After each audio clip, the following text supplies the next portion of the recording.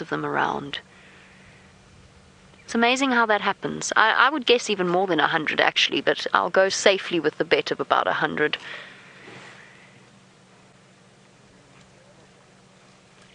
It has made for some really truly beautiful sightings though.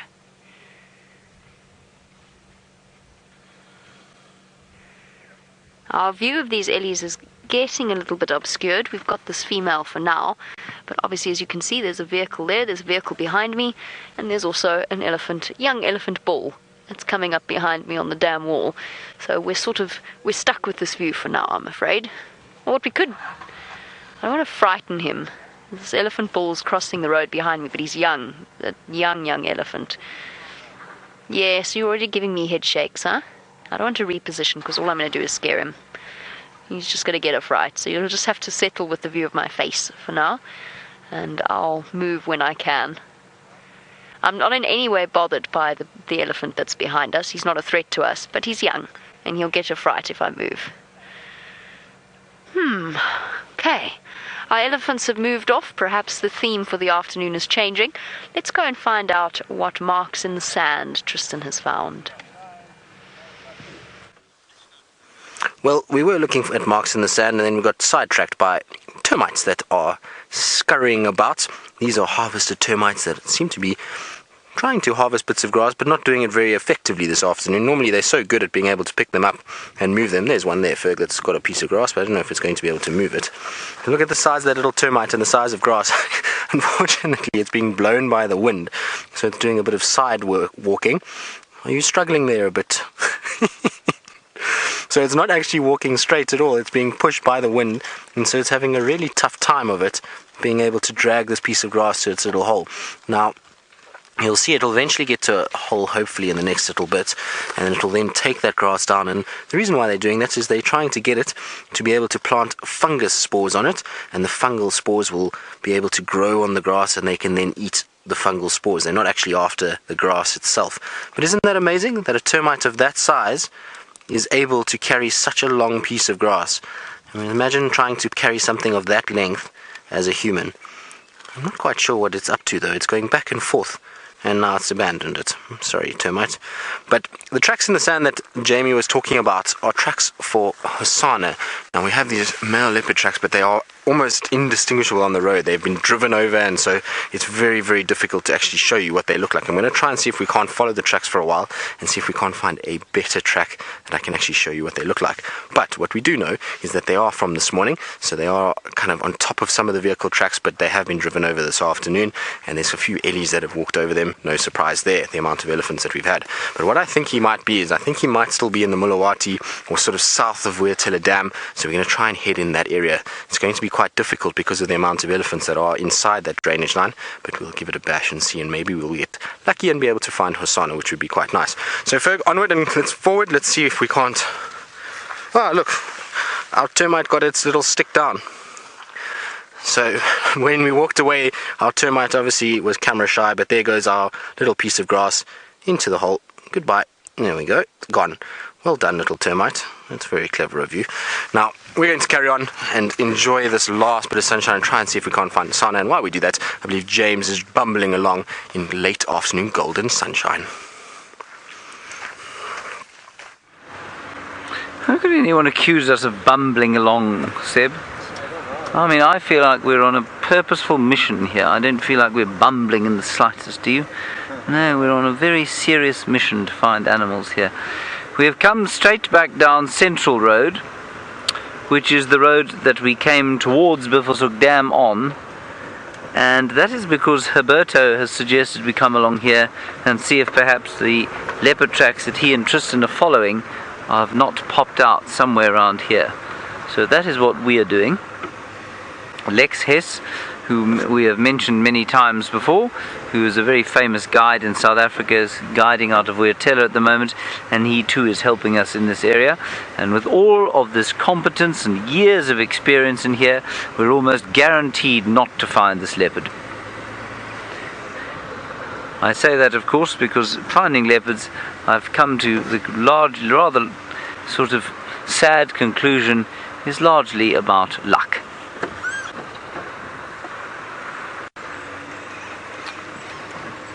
This is a very beautiful part of the reserve that we're going through now. The valley of the Umlwamati,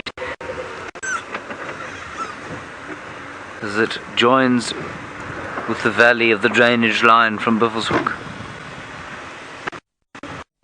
Is here, you know, and enormous lakes, huge bodies of African water.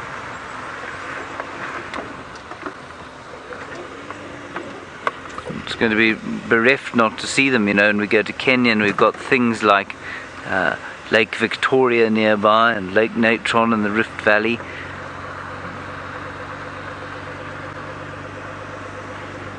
Right, let's head down here.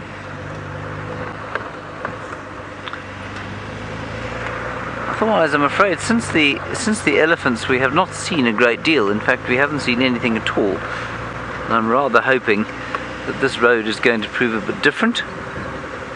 The sun is at that extremely awkward angle now where you cannot look to your right hand side without being completely blinded. Switch off and listen as we drive. Of course, this is the area in which Hosana was born, in a cave just down inside this river system.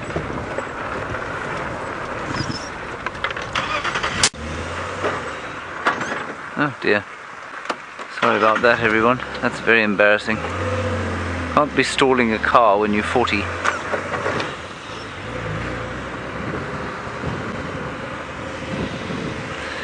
Come on, Henry, find something.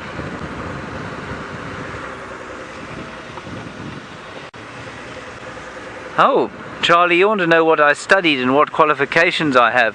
Charlie, I studied actuarial science and then computer programming. No, I didn't really study that at all.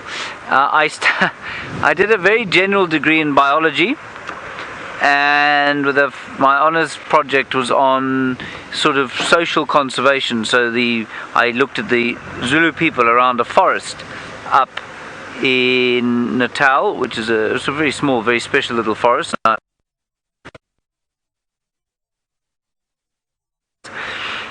So that's what I did for my undergraduate degree, and then I did a master's later on in, again, similar sort of stuff, but on the people around this area.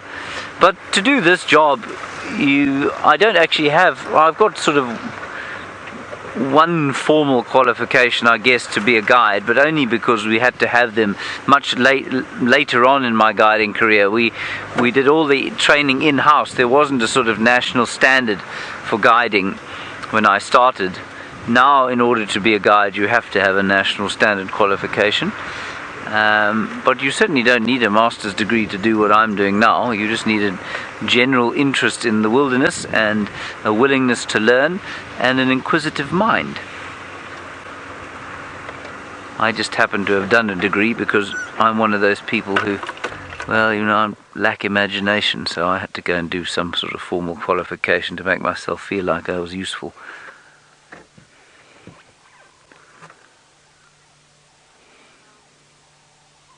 Oh, what a beastly bird. It's like he was tracking your focus there. That's a little virtual starling. So you don't need a huge amount of qualification to be a guide. I mean, like I say, these days you've got to get a national qualification, but it really is at a level that anyone with a semi-functional brain could manage to get. And I mean, there are much higher levels which are a little bit more difficult, but you don't have to get those to guide. But doing what I do, of course, some people liken it to guiding, but as I've said before, I have ceased guiding some time ago, and that's because I found the one-on-one interaction with people so very exhausting. But this kind of thing, where I'm talking to all of you out there, I find very energizing for some reason, and there's no training for this at all. And there will be one day when we get big enough, I imagine that we will have a whole department dedicated to training presenters and training live cameramen, because I think Seb will attest to this. Nobody teaches you to be a live cameraman when you become a cameraman, do they? They teach you how to frame for and shoot for sets and on set and for documentaries and that sort of thing. Nobody teaches you how to be a live cameraman, and nobody teaches you how to be a live presenter. And so it's one of the reasons that we struggle to find staff here, because you get on the car and you can either do it or you can't. There's no training, and there will be when we get big enough. But it's largely just kind of luck at the draw at the moment as to whether you can do it or not. Now, Tristan is not far from here. He's just down through the drainage, and apparently he's looking at a footprint that only Herbert would be able to see. Well, yes. Well, the original one's definitely. This one is a little bit more clear, and you can actually make out that it is indeed a leopard track. So if we have a look at the back here is the pad at the back, and then the 4 toes coming forward. And we know it's a leopard track just because, one, the sort of overall roundness of this track would be really only something like a male leopard. And there's no claws at the front at all. And then you can actually see 1, 2, 3 very faint lobes. So this is from Hosana from this morning, and we know it's from this morning because there's a few tracks from the day that are on top of it. And also what happens is, especially in sand like this that is a little bit moist still from the rain that we had over the weekend, it will go quite crusty. So if you actually had to touch it and it was an old track, it would be quite hard and the sand wouldn't move. But if you see I just touch it, the sand is all quite soft and crumbling. So that's how we know that it is from this morning. Now, while we were looking at this track, we also noticed something else that is very, very interesting. On the grass stalks over here, Ferg noticed that there was lots of little black insects. There we go, Ferg. I think that's a bit better. Let me try and move that out of the way. So those are all aphids that are on the grass there, that are feeding off the grass itself. And this is a bit of panicum grass, so there's still a bit of that little gummy residue that comes off the seed. And so these aphids are actually busy feeding off that, as well as the grass itself, and they're breaking down the grass. And when they break it down, they secrete a sugary substance, and ants will actually farm it. Now, the ants aren't with the aphids currently, but they're all around at the bottom. We can actually see some of them moving around at the base of this particular stalk of grass, and they'll make sure that they protect these aphids, so that the aphids will then provide them with a food source. So there you can see all the ants moving around on the bottom, which is pretty amazing. So a nice little symbiotic relation between the two of them. And it's amazing actually how many of these aphids there are. The grass is covered in them all over the place. But very, very cool. Right, Ferg, let's head on our way and see if we can't find this little male leopard and see where he may be. You can see where we're walking is not exactly open and not exactly for the faint-hearted. So walking through here, we're going to have to keep our wits about us, particularly with all these elephants. And this is perfect place for a young male leopard like Osano, who's trying to just sneak around and not be sort of bold and exposed. And for him, this is going to be a perfect place that he can slink around. There'll also be lots of chances to hunt inside thickets like this. So for a male leopard, perfect habitat. And that's why we're going to try and see if we can't find him in here. The problem with Hosana is that generally he's a little bit naughty, and he'll kind of wait until you're right on top of him before he'll actually move. So you've got to keep your eyes open when you're tracking Hosana and Shongile. And I've got to try not to walk into trees as well. Careful now, Ferg. So Ferg has got to do a bit of a ducking maneuver.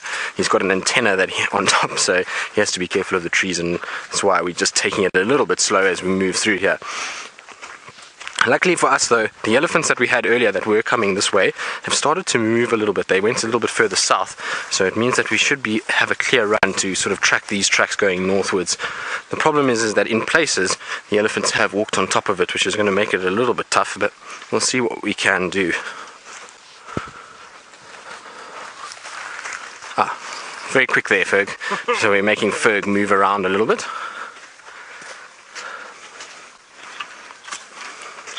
So, Jason, you're wondering if numerous elephants could influence other animals' behavior. Well, I suppose they could to a degree. You would find that, especially if we had things like lions and wild dogs and leopard, elephants are not really that tolerant of them, and they'll end up chasing them and moving them away.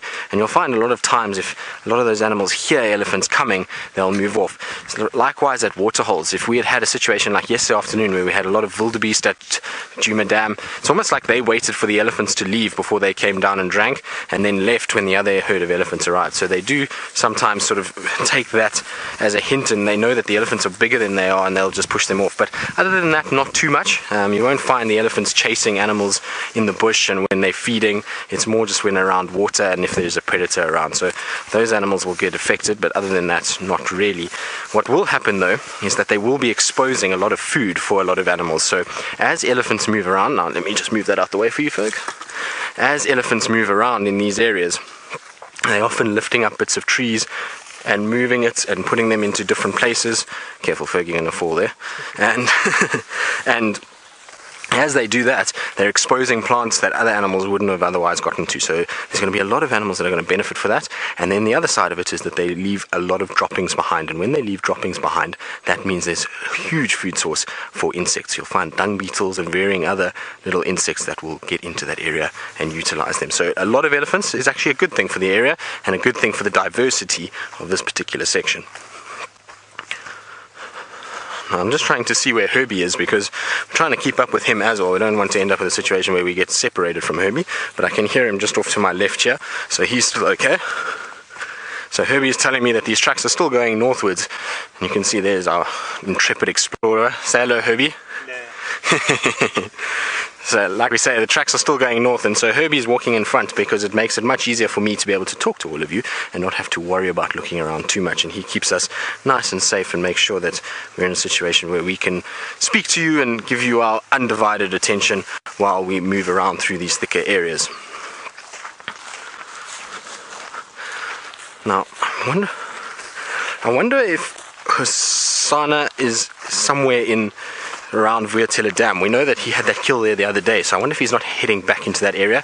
You'll often find this with young leopards. When they have a little bit of success in an area, they sometimes head back there, and he'll know that that water is going to attract a lot of different species. So let's head up towards that way and see what we can find. And while we do that, as Louise says, my partner in crime, who's helping me search for this leopard, is also in the area, and let's see if he's had any sign of his own. Yes, we too are committing crimes here. We are committing crimes like Tristan. I'm not sure what crimes we're going to commit just yet, but we are certainly looking for a crime to commit. I am looking for tracks of Hosanna. I think he's maybe in this drainage line system.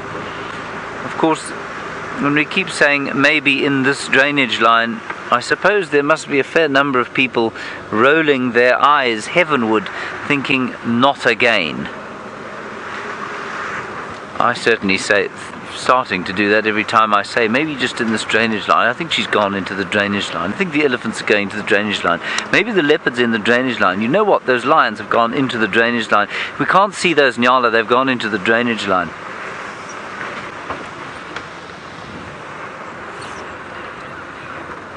So let's check this drainage line here.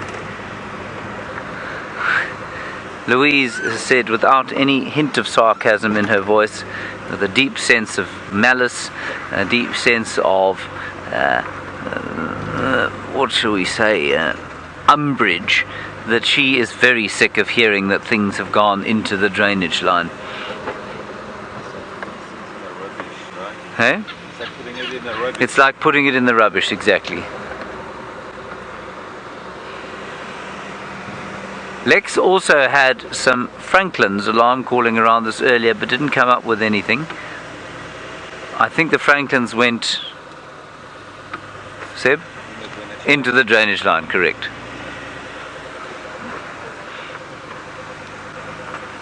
There's some pans up ahead that we're going to have a look at, and we might even bump into the fine forms of Tristan and Herberto. B. When do animals come out of the drainage line, you say? When we see them, then they come out of the drainage line. If we don't see them, they are still inside the drainage line, always.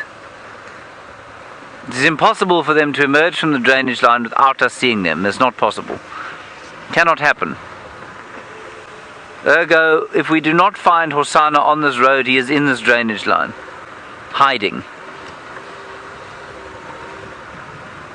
One of the best pictures I think I've ever taken, and I mean, look, that's probably a 2 out of 10 on most people's photography scales, but still, was in this lovely tree here, and he was lying on that arched branch that arches away from us, and I'm just not so much sharing this with you for the sake of sharing with you my 2 out of 10 photograph. It's just to see if we can't hear something, some alarm calls perhaps, from inside the... Was he on there? Yeah, he was on there. We might hear some alarm calls from just inside the, what's that word? Show them what it looks like. Drainage line. Or the drainage, there we are, there is the drainage line. There's the famous drainage line. And look, There's no leopard in it. Right, let us continue along the road here.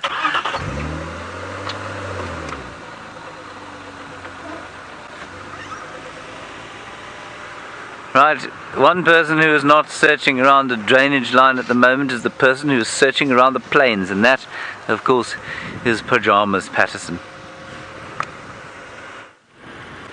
I might be searching in a drainage line. I'm not 100% sure. It might be something that is going to happen. I've raced all the way to Cheetah Plains. Why have I raced to Cheetah Plains? Well, I've heard a report, and I'm too scared to get excited because of what happened yesterday on the Sunset Safari. But apparently Quarentine and Inkanyeni are on Cheetah Plains. However, I can't actually hear where they are. It's one of those things that, unfortunately, our broadcast equipment interferes with our game drive radio on Cheetah Plains and on Arathusa, so we can't always hear. So the trick today is I'm following Aubrey's tire tracks. Shouldn't be a problem with that, right? Totally foolproof method. I think I'm following Aubrey's tire tracks. I might not be. Might be following somebody else's tire tracks. We'll find out. I'm usually quite good now, having figured our way around the situation many times with slightly dodgy communication. Quite good at seeing where lots of people have recently driven. Lots of people that might, for example, want to go to a leopard sighting. Now, this is where it's going to get confusing. I knew roughly where to go. Let's see which way these tire tracks go. I'm so excited. Please let it be Inkanyeni. Please, please, please. Yesterday I spoke about the fact I've never seen her. I'm running out of time. Okay, we're apparently going left. That's what the tire tracks all seem to be doing. Apart from those ones that have come out of nowhere. Okay. Would explain why I couldn't hear anything. It's far away. The closer I get to people, the easier it becomes. Hence the method of following vehicle tracks. Oh, I can hear Andrew. I must be getting close.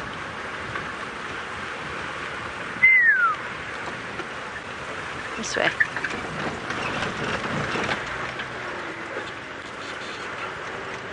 I must be getting close. I can hear now. I can hear better. Oh, I've only got 2 weeks. 2 weeks to see Inkanyeni. This has got to be her. Please let it be her.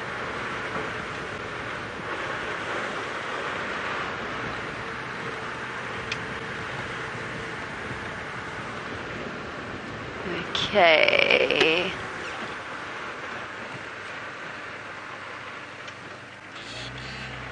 That looks like vehicles going in there. I can hear a vehicle. Aubrey, can I join you?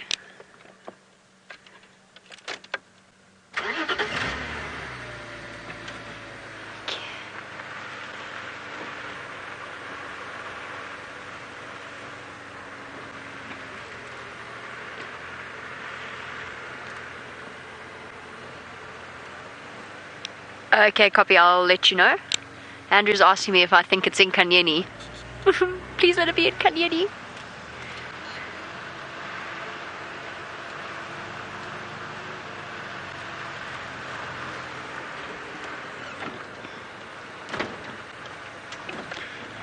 Okay, I'm going to follow the sound of the vehicles.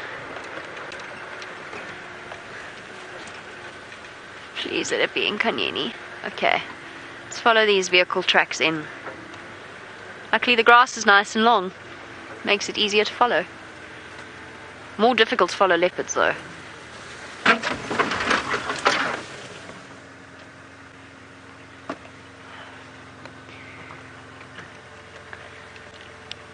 Sorry, Orbs, please repeat.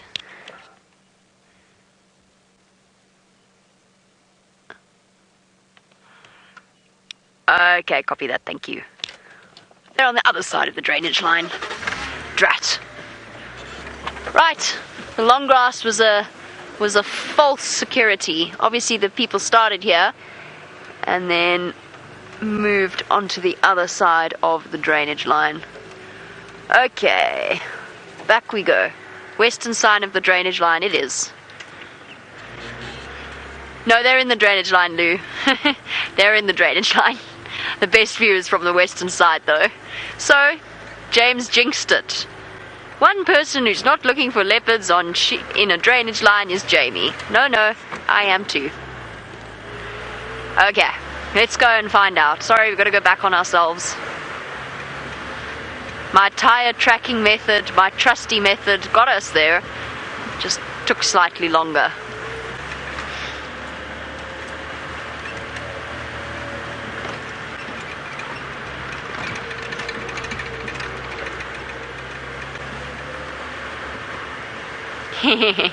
Mercedes, you want to know what is a drainage line? A drainage line is where water drains. So I'm sorry, I didn't mean that to sound patronizing at all. But in areas where there's water runoff, and remember, whenever there's big rains, there's lots and lots of water that flows through a certain area, and it flows underground, and it obviously gathers in low-lying areas. So a drainage line is like a creek, the beginnings of a small river. And this would be an example of a drainage line. It's where water flows, and most of the time in our dry season, and in fact through most of our summer, there's no water in them. Sometimes with lots of rains, like the Mulwati, like what happened with the Mulwati a few weeks ago, they will flow. I'm sorry, I'm trying to concentrate on where on earth I'm going.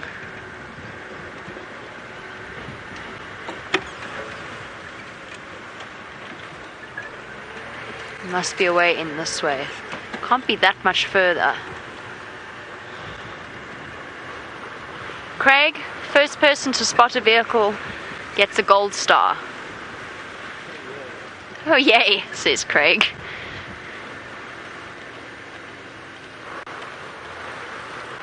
Oh, found him.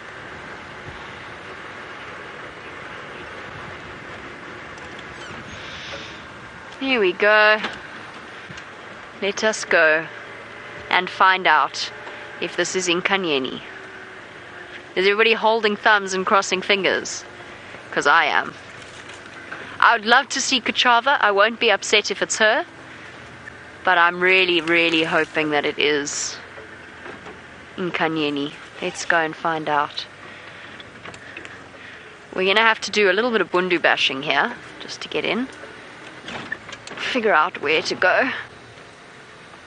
They all look as though they're looking to the left. Let's go to the left then. Sorry, Craig, you'll have to watch out for this tree.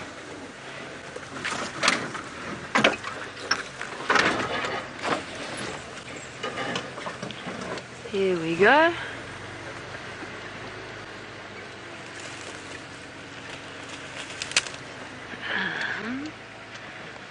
Where's gonna be best? See if we can. Oh, there we go. There's Quarantine. I take back what I said about thank goodness for the long grass. I take it back completely. I can't see anything. There's spots there. We'll have to wait, everybody. We'll have to wait for a chance to get a better position. There's the leopard. That looks like Quarantine to me. Oh, there we go. Well done, Craig. Alright, everybody. There's the female in front. Slightly ragged ears. Could it be my first ever sighting of Inkanyeni? Is the curse after an entire year finally broken? How exciting is this? Either way, we've got mating leopards. Cool. So those of you experts out there, from one ear, hello Q. That's definitely Quarantine, is it not? I'm not going completely mental there. Oh, he's got big. He's got so big. Alright, can anybody identify Inkanyeni from one ear and one spot on the top of her head? I think it's her.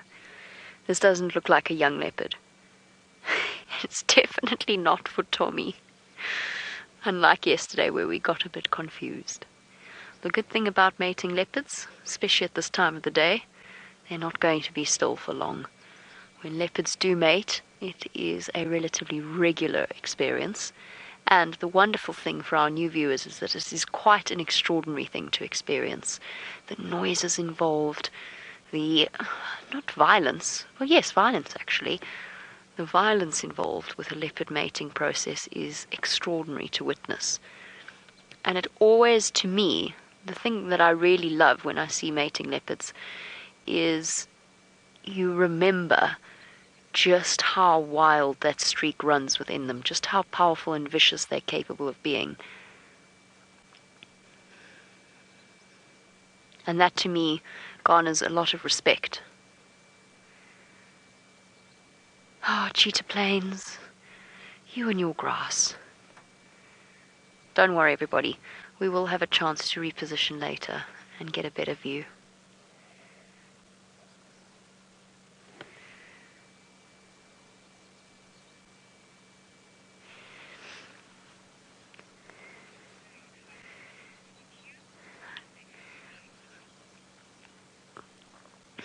Now, of course, sorry, Q, not to gloss over the fact that you're here. I'm very happy to see you as well.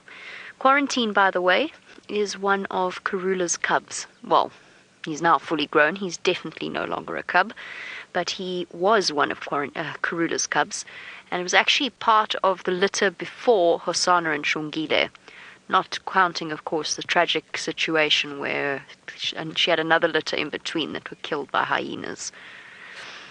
But Quarantine and Kunyuma, two boys, had just dispersed out of their mother's territory when I first started working here 2 years ago. And now Quarantine has established his own territory.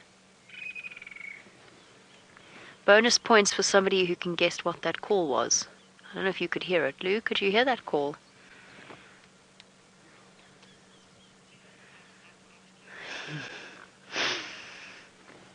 Let's show them, Craig. Can you see it? Because it might fly away, and we don't have the best view of the leopards. The top of the buffalo thorn, right up there, shining in the sun, where that last patch of sun is. Oh my goodness, is that a grey-headed kingfisher? I don't believe it.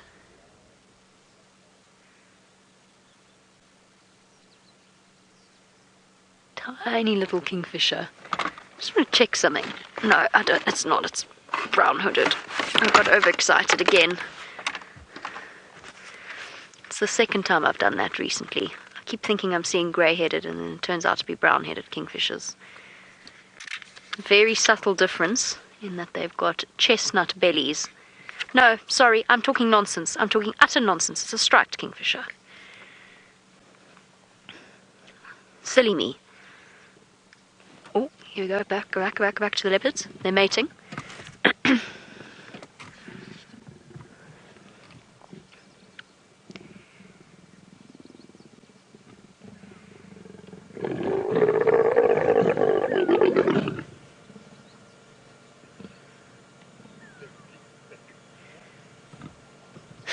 Still no view of Inkanyeni's face.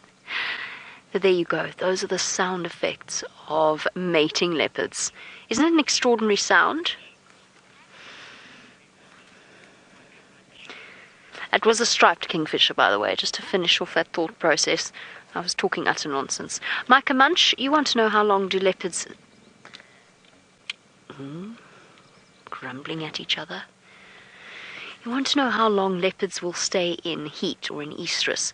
It's between 5 to 7 or so days, and they come into, if they don't fall pregnant, they'll come into estrus roughly once a month, maybe slightly more, slightly less, depending on the female. But during that time, it really is a very intense period in a leopard's life, because they mate roughly every 5 to 15 minutes. If it's nice and cool, I've seen them mate once every 2 minutes, which is ridiculous. And they'll continue to do that all night and all day for potentially up to 7 days. You can imagine how exhausted they are by the end of it, and hungry. Sometimes they catch food while they're together, and sometimes they share a kill, but most of the time their entire attention is taken up by each other. And what will happen is the male will continue to wander about, and the female will actually just follow along behind him. Right, we're going to wait for a chance to get a better spot in the sighting. Let's go across to the master of the drainage line with a pretty antelope.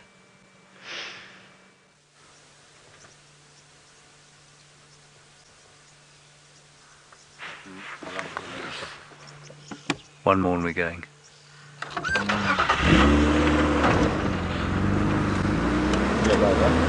We're live? Yeah. Oh, I must have knocked my thing out. Sorry everybody, I didn't realise we were live. I knocked my earpiece out. Luckily I'm feeling a sense of relief at not anything like that. There are alarm calling Impala just up here. And we're just around about where Herbie reckoned that the leopard was heading. So let's pop up there. Although No, it's good calling. there's definitely calling on quarantine, but there are a whole lot of Impala here that seem to be completely chilled to the max. So maybe it's just a ram shouting, but it doesn't sound like a ram shouting. It sounds like alarm calling.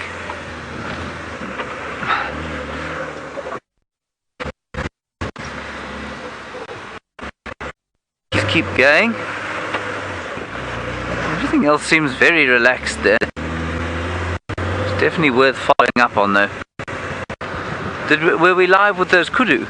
Yes. And we were. Just for, but basically as we came live, we heard the alarm calling. Right.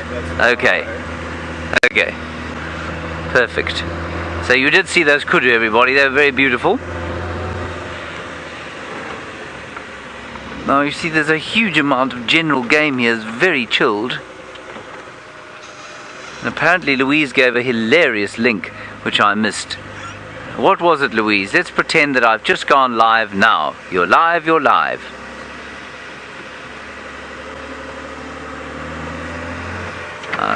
She says I must suffer now and ponder for the rest of the show. Those Impala, not in the slightest bit afraid, but the alarming, would you agree, Seb, came from around about here? Let's just pop onto the clearings here. Go ahead, Herberto.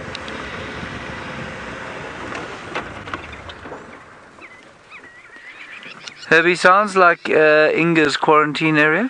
No, we're just listening. Two Nyalas. Beautiful Nyalas. Either upset because of the sound of Rusty. They're not barking.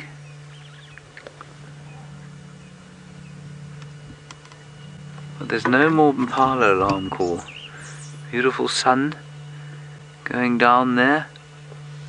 I think we need to keep going. Let's keep going around here. This car is doing some very strange things at the moment. It's also starting to smell quite violent.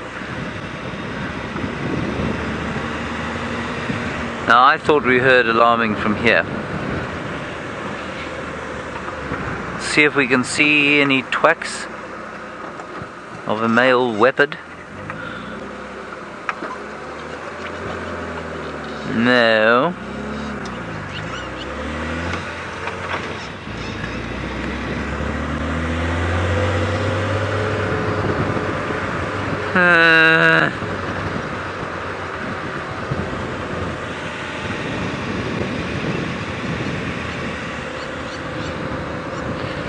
Nothing much from here. Let's go around the side.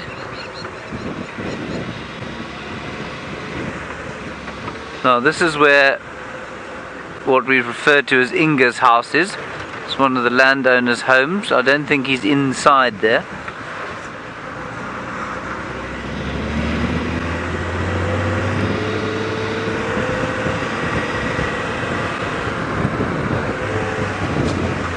We're going to drive down back towards the Wahlberg's Eagle's Nest.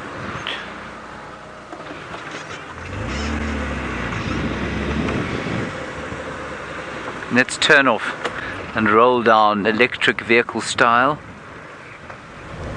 See if we can hear anything.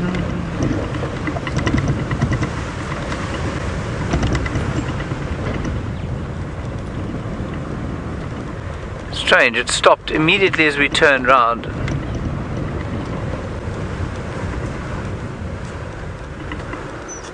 There's a gorgeous view there of a crested barbet in this little apple leaf tree. You see it there?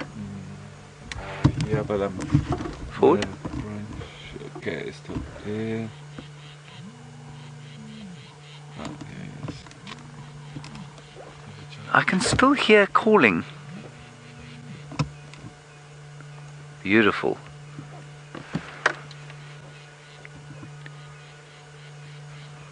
They're still calling. Let's move around the corner. I think they're in front of the house there. Oh, we're going to bump into Herbie and Tristan and Ferg at any stage. Go ahead. Is Herbert calling me? I can now hear them, Herbie. Sounds like they're in front of Inga's, but I can... The last time I went past those Impala, they didn't look like they were upset at all. I'm going past again.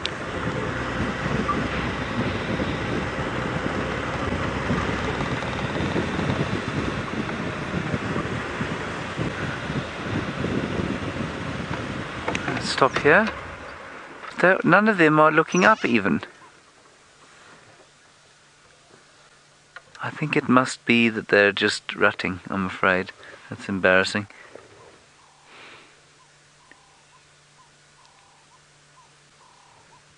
There's just some Impala up top there and they're completely relaxed. Sorry about this. Oh, there's some running. And I think they're probably being chased by a male.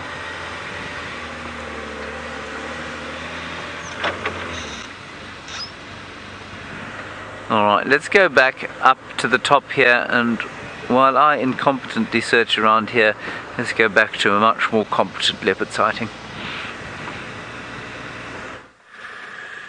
A wonderful leopard sighting. Look at this, we've managed to reposition so that we can get a view of this beautiful female leopard.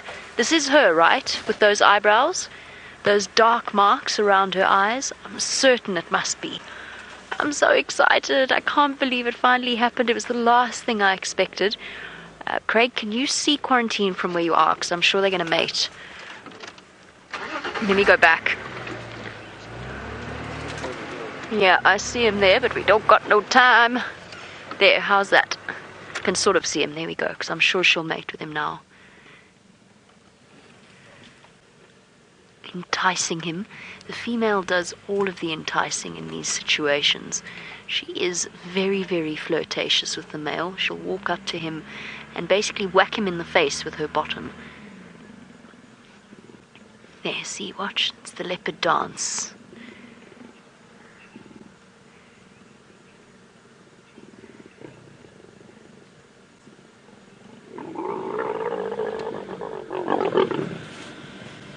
Male backs away immediately because there's a good chance that as he moves away from the female, she's going to turn around and smack him in the face.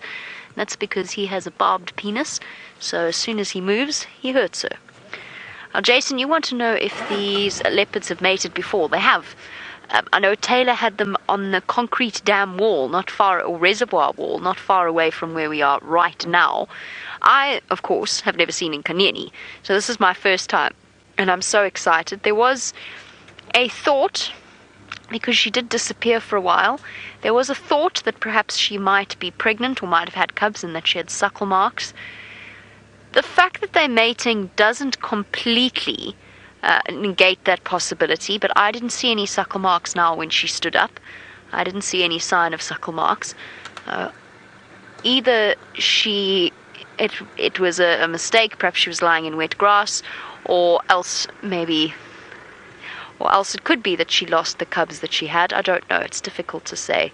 There was a lot of debate on the subject. Okay.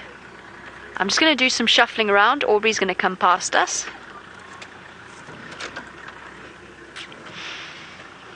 Isn't it amazing, isn't it? Kitty or Katie, I'm sorry, I can't hear which of the options it is. You want to know, let's just wait for Aubrey to get out, make his life easier. Katie, you want to know if this means that Quarantine has an established territory on Cheetah Plains. I think so. I think he's pretty much been established. Remember when he had that fight with Shivambalana? And then, from then, Shivambalana was more and more sort of absent from this area. He was the male that was dominant in this area before. He was... They just mated again. Sorry, I was too slow. I couldn't hear them over the sound of the other vehicle. I think he established himself from at least January this year, which was when he was mating with Inkanyeni the first time. Don't do it again already. I'm not ready yet. How close is she? Just want to make sure I don't drive into her.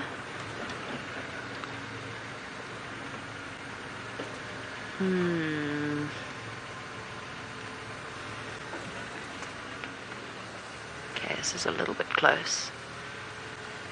But we're okay. They're fine with us.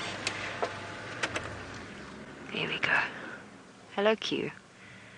You look like you want to snarl at me. Please don't snarl at me.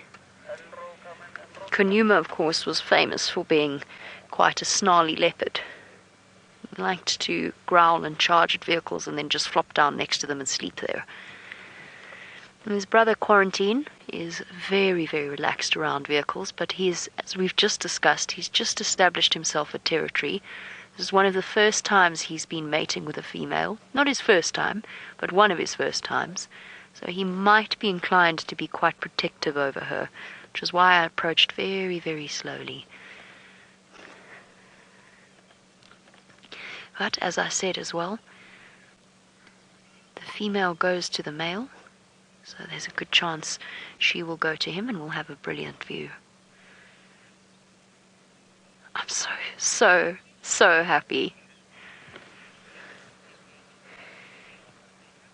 Rebecca, you want to know how many times they will mate during a day? Let's work it out. Let's average it out as once or 4 times an hour. Let's say 4 times an hour. That will continue for 24 hours. So what does that make? 96? Is my maths off? 24 times 4 is 96. I'm not crazy. Yeah, she's going to go again. Oh, no, she's going to give herself a clean.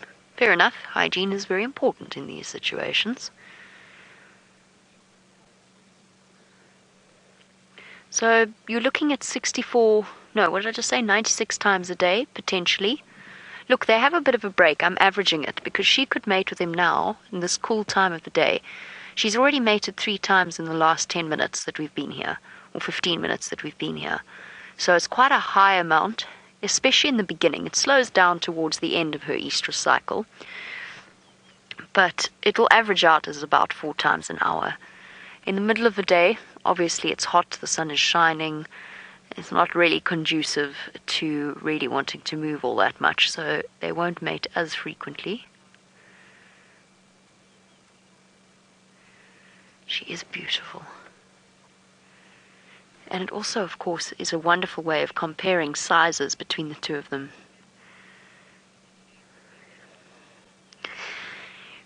Richard, for the most part, yes. The female does almost... Yeah, she's going to go again. She's rumbling. Hear her rumbling gently. It's almost always instigated by the female. I've seen it very seldom that the male's the one who walks up to the female. It usually happens at the end. Here she goes.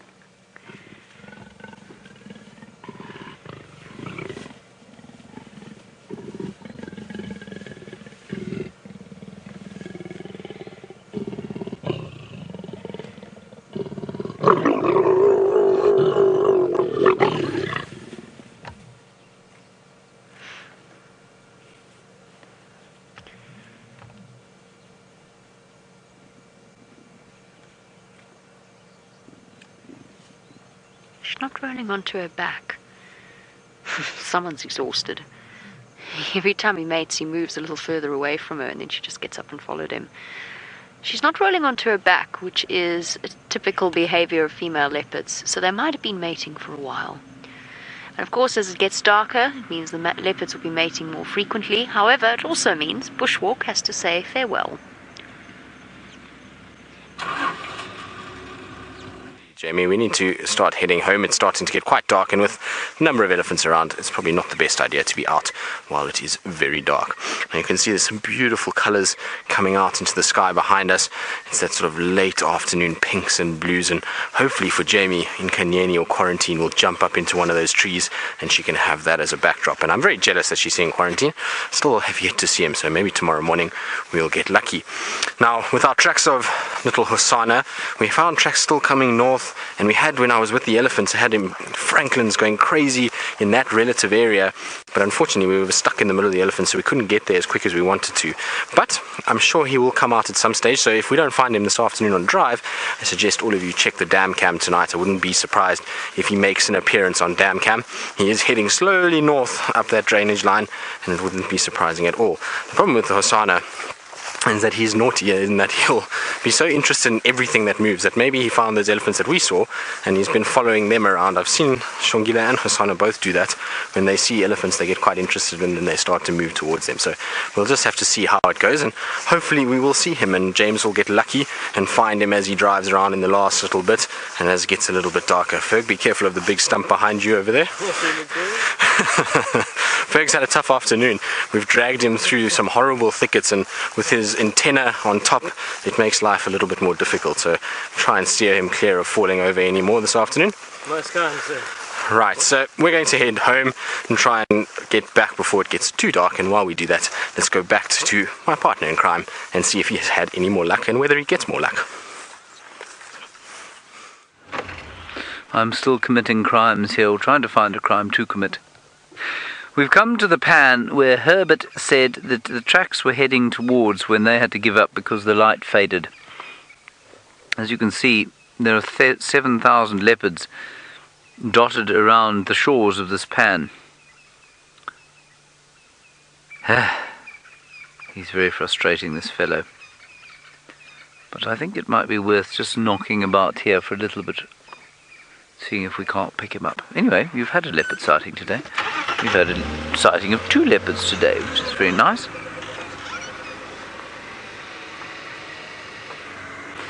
So we'll just pop along here quietly, searching under all the bushes, trying not to drive over all the stumps, and we'll just stick our heads over into the drainage line over here. Drainage line?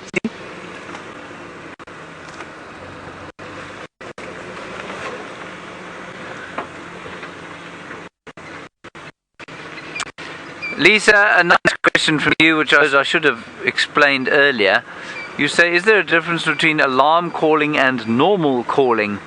Depends on the animal, but with an Impala, they have a number of different calls, and the main call that they make at this time of the year is the rutting call, and it sounds quite like an alarm call. It's quite similar, but not exactly the same. And you can, if you're not listening very carefully, you can mistake them. But otherwise, an Impala doesn't really make too much of a call. The babies and mothers grunt at each other when they are making communications, but they don't have a sort of normal call as such. Impala not known for its vocal range. In the birds, there's absolutely a difference between an alarm call and a normal call. The alarm call is normally very strident, it's fast, it's high-pitched, and it sounds alarmed. This little leopard is not causing any consternation with any animals around here. There are no alarm-calling creatures. Anyway, we'll keep up the search as the night starts to fall around us. We'll also go and maybe go and have another look at those Impala and wildebeest that we were looking at earlier. We'll see what they're doing under the cover of darkness, because of course now I'm wondering remember I said to you quite often that they mate during the dark phase of the moon in May. Now we're in May, we're heading towards the dark phase of the moon, but I watched an Impala couple mating the other day for the first time at this time of year. I've never seen it before this, and that's because it normally happens at night. And I wondered if, because we had a dark phase right at the beginning of April, and now one sort of closer to the end, at least beginning of May and closer to the end, I wondered if perhaps there wasn't some confusion. So maybe the light of the infrared will help us to unravel that mystery. But for leopards, I'm afraid it's almost time to give up on them. It's amazing, isn't it? Alas and alack. Anyway, we'll go up to the dam once more. We'll stop there for a little while, check out things there, and then move on to the Impala and wildebeest. And obviously, Seb, you know, we have to look for the night creatures, because we have to tell our viewers that every night. Chameleons, civets, jennets, bush babies, jackals, white-tailed mongoose, hyenas, as we scan frantically from side to side with our spotlight, and leopards of course as well. Thank you, Louise. You may now get back in your box.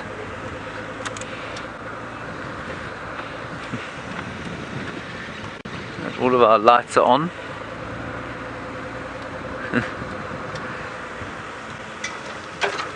Alright, let's just go up to the waterhole. Drive a little bit faster. I don't think we're going to catch up with Tristan and Herbie. We met them around here.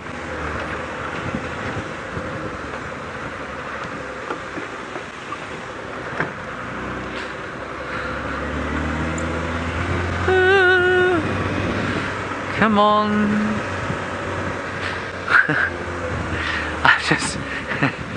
At this time of the day, it comes time to either share stories or share things you're hearing on the radio. And there's a landowner up in Buffelshoek who shall remain nameless, but he's sort of tried very hard to learn the game drive speak that people use on the radio. But he doesn't come here very often, and game drive speak is bad at the best of times, and he's just called Aubrey on the radio, and he said, Aubrey, Aubrey. Aubrey says, go ahead. And this chap says, confirm you went to see the honeymoon couple at Cheetah Plains? That's what he's referring to Inkanyeni and Quarantine as. The honeymoon couple at Cheetah Plains? Scandalous, scandalous.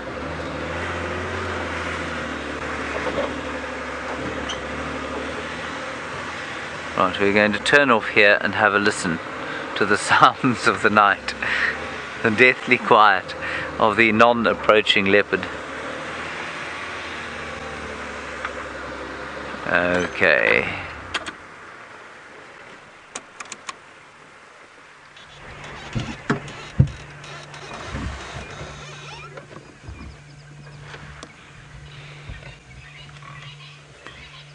Complete, wondrous and leopardless silence ensues as a gorgeous picture of the water is created by Sebastian Rombi. Well done, very good. With the comforting twinkling of lights in the background coming from the Vuyatela camp.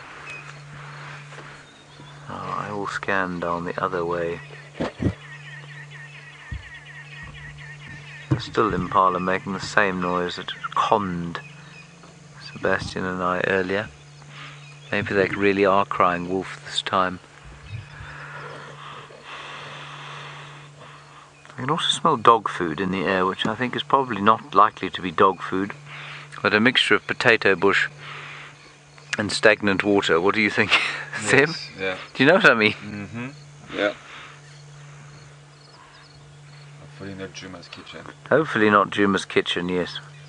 Because if it is, of course, that means the guests have self-catered themselves some Epol or Yukonuba. Don't know if you get Yukonuba where people are watching this from.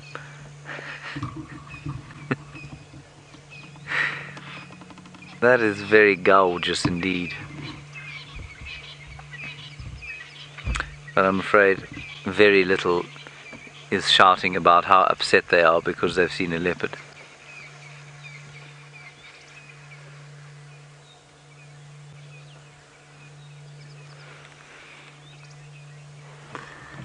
Hello, NASCAR for life. Of all the sports in the world that I would have thought had relatively little relationship to what we do out here, NASCAR would have been one of them, but clearly I'm completely wrong. You say, does it ever drop to freezing here? It doesn't, NASCAR for life. It's one of the major advantages of living in the Lowveld out here. The coldest it gets is about 4 degrees Celsius, and that's on a really cold year. That is roughly 45 degrees Fahrenheit, if I'm not mistaken. And yeah, I mean, look, that can feel like you're in the Arctic if you're on an open game drive vehicle driving around in the morning. But normally the sun comes out and warms up by 8 o'clock. You're pretty much warm. But that's about the coldest it gets. After yesterday's dry summer, last year's dry summer, we had a very mild winter. Last year's winter was very mild. And I think that this year's could possibly be quite a lot colder, because I don't know, it just seems that after a wet season we often have a very cold winter. It's not cold now. I mean, what's the temperature now? Say about 75. No, not quite. 69. Now I believe that Jamie has left the honeymoon couple, so that's very sad, but she's going to tell you why she's left them and where she's going. I've left the honeymoon couple to go about their honeymooning. I've made some space for the other vehicles that would still like to see the sighting before the end of the safari, which is fair enough. It's a very exciting sight. I'm bouncing up and down in my seat because I got to see Inkanyeni. Finally, finally, finally. I'm so excited. I'm so beyond excited. I really thought I was going to leave to go to Kenya and not see her. I really thought that was going to happen. And the cool thing is, mating leopards often stick around the same area, so she might be here tomorrow morning. Either way, I'm chuffed. I'm going to go to bed happy. Yay! I might not have found Thandi today, but I got to see Inkanyeni. Brent's favourite leopard, apparently. I've never seen her. Did you know it's also the first time that Craig has filmed leopards mating? It was the first time for him as well. So there we go. I didn't realise that at the time. He got to enjoy the full sound effects and the dramatic nature of a leopard mate. Now what? So I've had to go all the way because the leopards decided to go back on the route that I was going to take home. I've had to go around them because obviously there's other people in that sighting and I don't want to interrupt them. Now we've got to go all the way around, basically to go all the way to Nyala and then back again. I can't remember what this road is called. Not a clue. I know where I am, just not what the road's called. Okay, right, what shall we see now? Pangolin quickly. Might as well. Craig says might as well, in his laconic way. Okay, Lou wants a caracal. Oh, goodness, alright everybody. I just saw Inkanyeni, okay? Let's not go overboard here. It took me an entire year. An entire year to find her. Well, to see her. I didn't find her that time, someone else did. Every time I came to Cheetah Plains, it was always, oh, she's just crossed north, or she's just crossed east, or we don't know where she went, we've just lost her.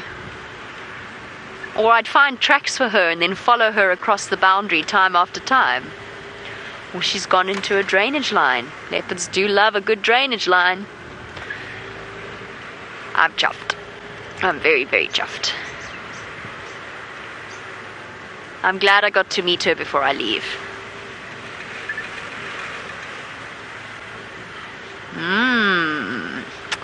Carl would like to know, which do I like more, the sunrise or the sunset? Carl, I'm a sunrise girl myself. I find sunsets amazing. I think they're beautiful. I think in general our sunsets tend to be more beautiful than our sunrises. but my favorite time of the day is the morning, hands down. So I will always love a sunrise more than a sunset. And do you know why? I'll tell you why. Apart from the fact that I'm a morning person, I'm definitely not a night person. Last night I went to bed at 7:30. So I'm not a night person, but I have this memory, and it's such a strong memory. It's not just the memory itself, it's the feelings that were attached to it, of trips when I was a child to the Kruger National Park. And we always stayed outside of we often stayed outside of the Kruger. Sometimes we stayed inside, but we often stayed outside. And we used to get up super, super early to get to the gate as they were right at the crack of dawn as the gate opens. And that excitement, I remember it was when I was allowed to have coffee, and I got coffee and condensed milk made by my grandfather, the way that he always made it, the best. And then we'd all pile into the car, and I remember that excitement of driving in the dark and then seeing the sun poking over the horizon and knowing we were going into Kruger. It was my favorite thing in the world as a child, and that stuck with me. So now I'm a sunrise person. I love them.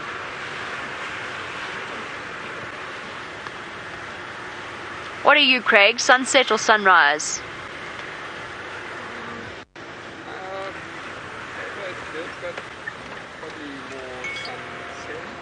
Ah, Craig says sunset. Shall we show them the sunset? We can't really. There's not much of a sunset left to show.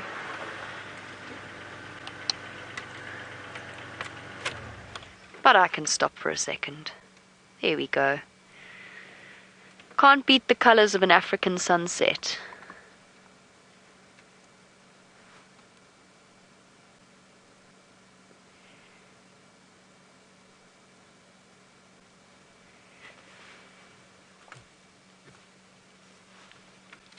It's a bit hard to choose, isn't it? Sunrise, sunset, it's all beautiful.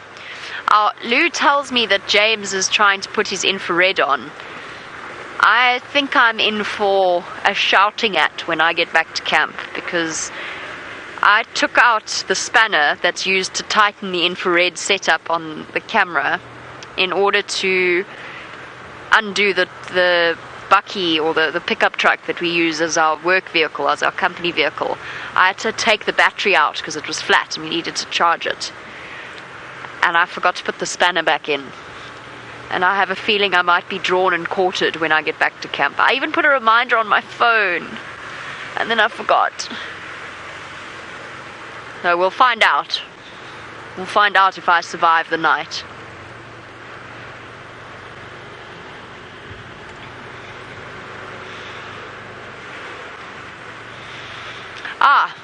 Well, James has found out about said missing spanner. Let's go across to him and find out how he feels about it. Sebastian found the missing spanner.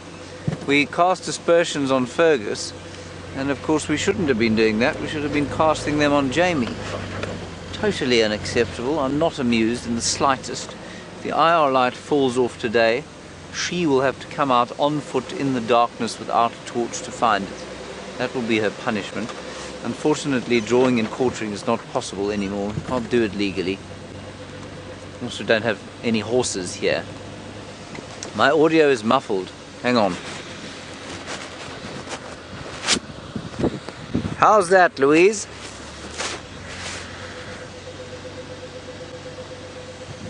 Is that better?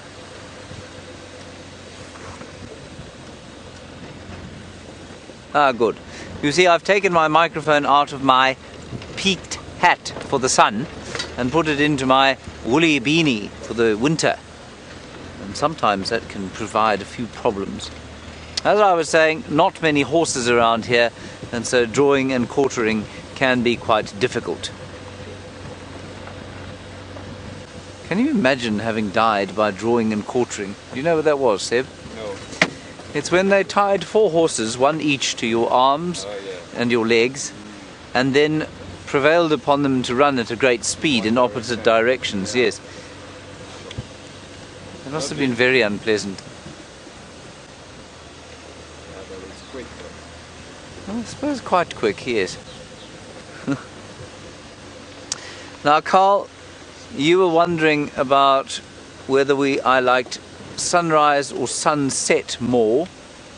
I think I like, much like Jamie said, she who shall be punished severely on her return to camp, I think that I like sunrise. And I don't know, there's something a little bit more hopeful about the coming day. Not that there's anything unhopeful about the coming night, but there's something new and fresh and very special about the sunrise. But my two favorite times of the day are right now and this time of the day just before the sun comes up. And so although the sunrise is my favorite, I really do love this time of day as well. And I think you'll find most people in the world feel exactly the same, because I think we were probably quite crepuscular in our early days. Very few animals move around in the dead of night and in the sort of heat of the midday. We've been talking a lot about nocturnal activity with our imminent departure for the Mara, and there's been a lot of talk about should we go out at night, should we go out and spend all night with lion prides and that sort of thing. And the general consensus is that lions, once their initial hunt is over, so sort of leading up to about 10 o'clock at night, they will do nothing. They will just lurk. I mean, they've got 20 hours of every 24 to sleep, so they do a lot of sleeping at night as well. And I think you'll find most creatures are like that, but for things that are really trying to avoid the hyenas and the lions. So I think you'll find things like striped hyena, maybe aardvark, pangolin. They will be active quite a lot in the late night into the early morning. Right, we've come round to the pan where we were hoping maybe this chap had pitched up. Oh, Lionheart Lightworks, this is my favourite question, and one of my favourite questions, because it brings up so many very wonderful stories. You say, could I describe the ideal safari wardrobe? Shall I give you the sarcastic answer first or the serious one? I think we'll go with the sarcastic one first. The sarcastic answer is, Lionheart Lightworks, that what you must do is make sure that you wear khaki, because if you do not wear some kind of brown or khaki, the animals will undoubtedly run away from you because they will see you coming. So you must remain hidden in the bush as much as possible. And despite the fact that you will be on a vehicle that's going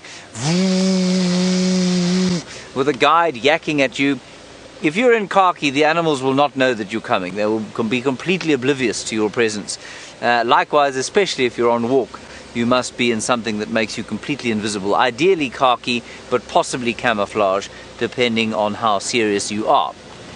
Then, if you're not used to the insects and you're coming out here and you're likely to go on a night drive like this, especially in the summertime, insects will assail your face during the night, and so the best thing to wear is a beekeeping helmet.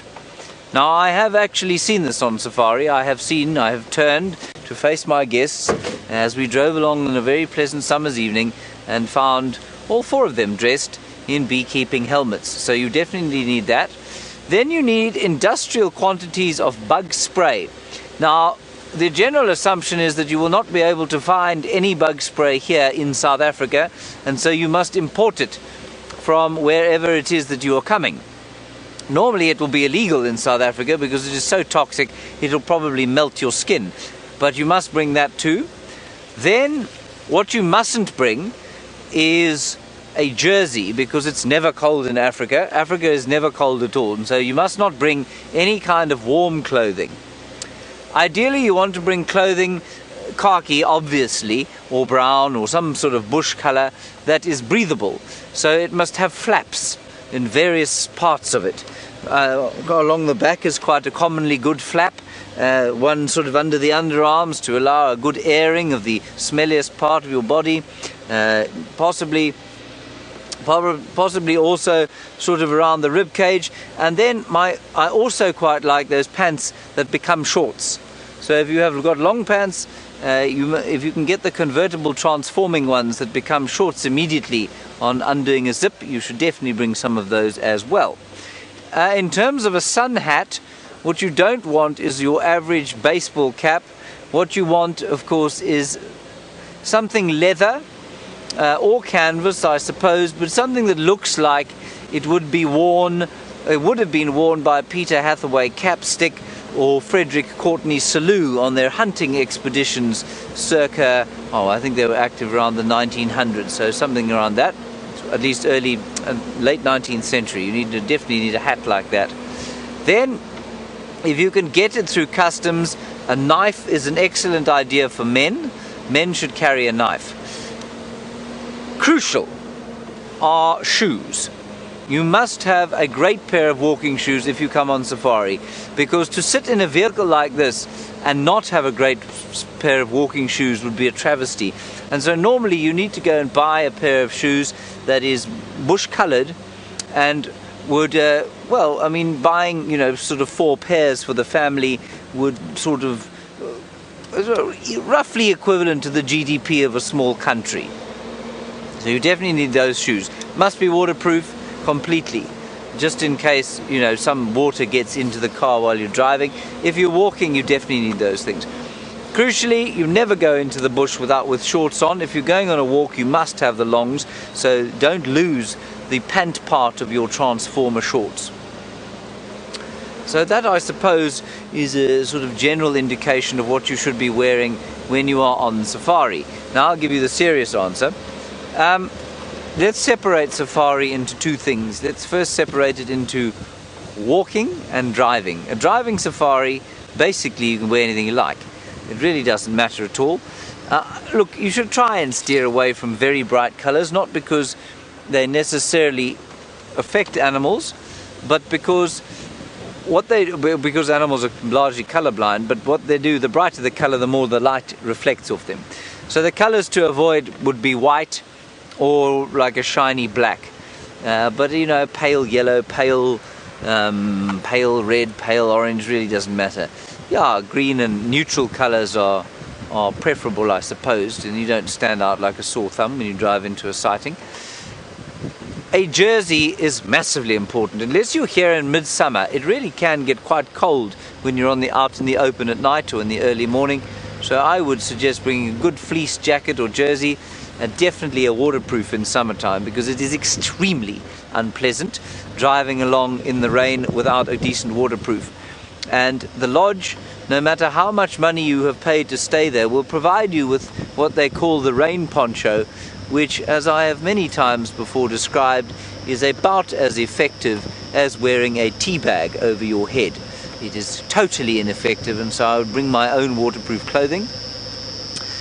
Shoes wise, you don't have to wear longs. If I was coming out in summer, I wouldn't bring a pair of longs to wear, unless you're dreadfully worried about mosquitoes, in which case you might want to wear a pair of longs at night time.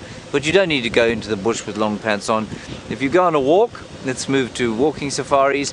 Yes, neutral clothing is good, but khaki is an almost universally bad color because it fades with time and it becomes bright white. It looks like a termite mound in front of us. See that termite mound, or the road? It assumes the same color as this road, and that is hopeless if you are trying to go on a sort of hide from animals. So like a dark green or grey, those are the best colors. Something neutral will be fine. Decent pair of shoes, always a good idea. And one of the things I've just found after goodness knows how long doing this is a pair of gaiters. And they're a completely inexpensive, seemingly innocuous pair of little sort of flaps that we put over our shoes. And what they do is they stop grass seeds getting into your socks. And my goodness, they have been an absolute revelation, because there's nothing more irritating than walking along for the day with huge numbers of grass seeds sticking into your ankles. So those are crucial. Good sun hat is crucial. A cap is absolutely fine, and if you're walking, a cap is much better than a full hat, because you will be amazed how different the world sounds when you've got a full cap on, a full hat, and you need to be able to hear all around you, and so that's why I always walk in a cap. I used to drive with a hat on, then I'd walk with a cap. So I think that's probably the ideal safari wardrobe.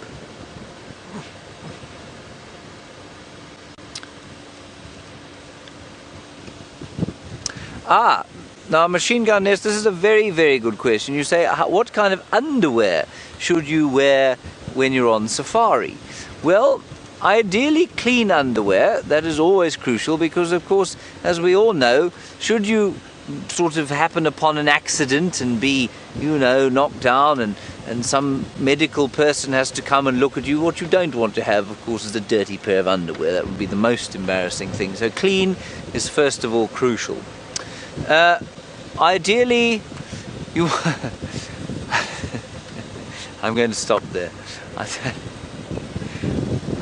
It could get a little risque from this point, and we don't want to do that.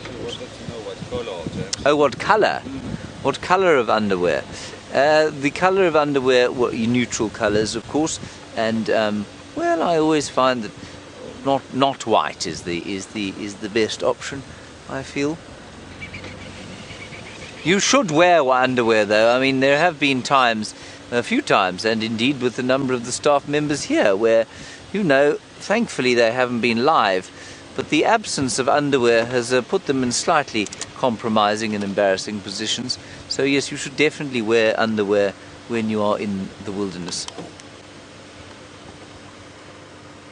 I think that's all I have to say about safari clothing. Oh, and in winter, a nice woolly hat is a good idea. Now, obviously I'm no fashionista, but I know someone who is, and she'll tell you what her safari wardrobe would look like.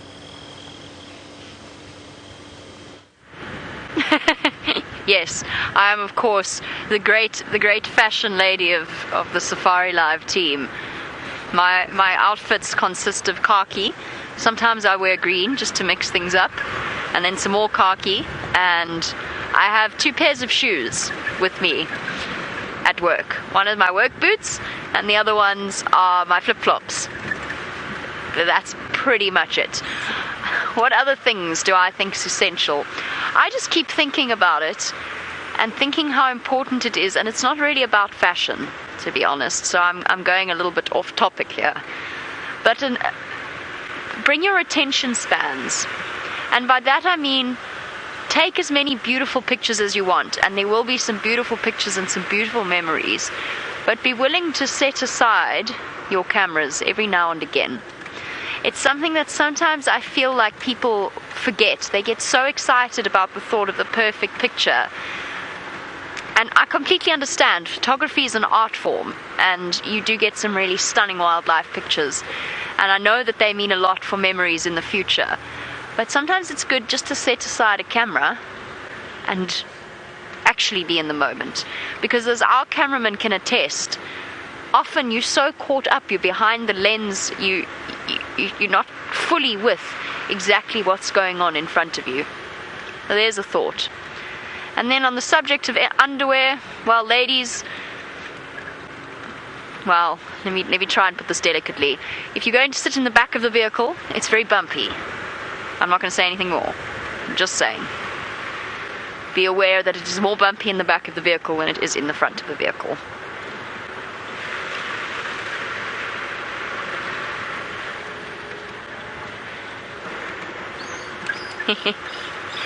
Now, Jenny, you want to know if we get visitors from all over the world. We do. Not so much at Safari Live, because of course we don't take guests. A lot of us do freelancing stuff, but we don't take guests while we're working for Safari Live. We do get viewers who come to visit us, and that's always exciting, especially when it's a situation like the other day we met our beard, and it's a situation where we're putting a face to a name, and that's always really lovely. But these sorts of places, yes, absolutely, they get visitors. We get visitors from all over the world. I've guided people from North and South America, Europe, all over Europe. I've taken people from the East, Chinese people, Indian people, lots of Scandinavians. I was almost at the point where I felt like I was going to start learning Swedish. I took so many Swedes out on safari, loved it. But yes, we do get people from all over the world. The lovely thing, I think, though, about our live safaris, the joys of our live safaris, as James always mocks me for saying, because I do say it far too often, is the fact that not everybody has the opportunity to come on safari, and we're well aware of that. We're very happy that people do, but we're aware that it's not always possible. And so the fact that we can bring really it's genuinely the next best thing. Short of being here, watching it live and watching it unfold, and sometimes we have days where we see nothing, and sometimes we have days where we see everything, and to be able to share that with you is very special. Even if it means you have to dress up in your ideal safari outfit from the comfort of your own home, it still works. Although as far as we know, you could quite happily and comfortably, that's another thing. You actually don't have to dress up in a nice safari outfit. You can actually just wear your sloppiest sweatpants and a hoodie and be perfectly comfortable. And have a cup of coffee or tea that doesn't bounce into your lap. Okay, Gremlin Hollow lies down there. The great Gremlin Hollow of the Mulwati. I'm going to nip through and say good evening to you all. See you tomorrow. Over to James for the last few minutes. Hello again. Yes, here we are, last few minutes. I don't think I mock Jamie for saying that, do I? Maybe I do. I think it's quite a wonderful part of what we do here. I'm muffled again, hang on. Now? Hello? Hello? Better? Ah, good. I also think it's wonderful that we're able to take safaris all over the world to people who might not come out here.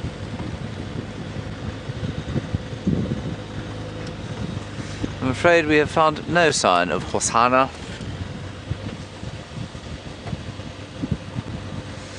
Oh, Bertus, this is such a difficult question to answer, and I always get frightened when I get this question or similar. You say, what is the best experience I've ever had in the bush? I don't know. You know what, I'll share one of them with you. I'll share you my earliest best memory. And my earliest best memory's got nothing to do with any animals at all. It's probably I don't know, there were a few times during my childhood when I was really kind of affected by being in the wild. And I remember that my dad and my whole family and we went with another family to a farm not too far from here.